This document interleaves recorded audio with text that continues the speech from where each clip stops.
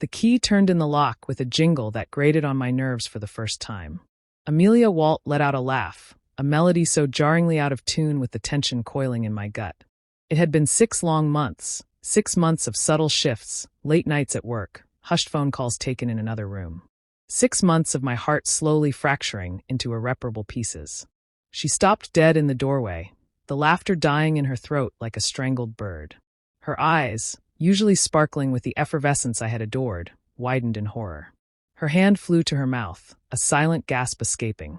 It was the reaction I'd been waiting for, the culmination of my meticulously crafted plan. On the bed laid out with a precision that would make a museum curator proud were the artifacts of her betrayal, texts, emails, all printed and framed like macabre artwork. But I had gone further, much further. There was the silk scarf she'd claimed to have lost, the one I found tucked in the glove compartment of Cameron's car. Cameron, her supposed colleague. There was the receipt for the romantic weekend getaway at the secluded cabin, a weekend she told me she was spending with her sick mother. And then the piece de resistance, a blown-up photo of them, caught in a stolen embrace outside a downtown restaurant.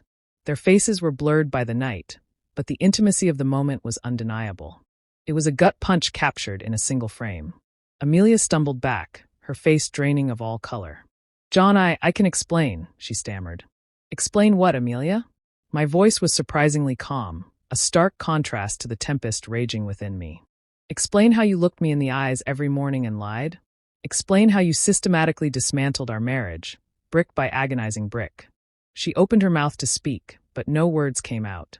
She looked like a trapped animal, desperate for an escape route that didn't exist.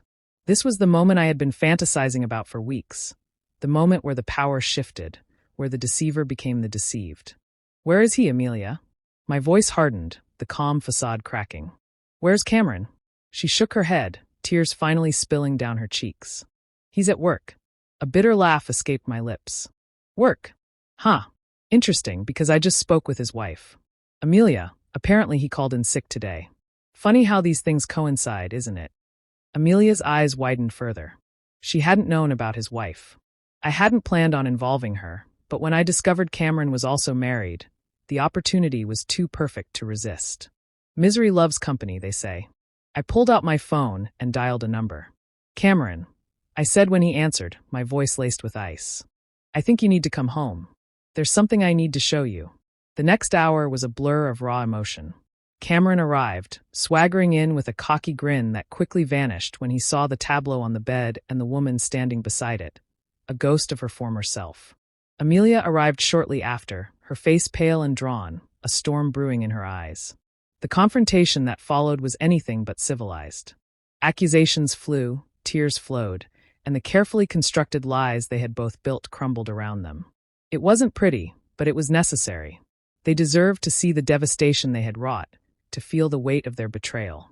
In the aftermath, there was silence, a heavy, suffocating silence that hung in the air like smoke. Amelia looked at me, her eyes pleading. "John, please," she whispered, but the John she knew, the man who had loved her unconditionally, was gone.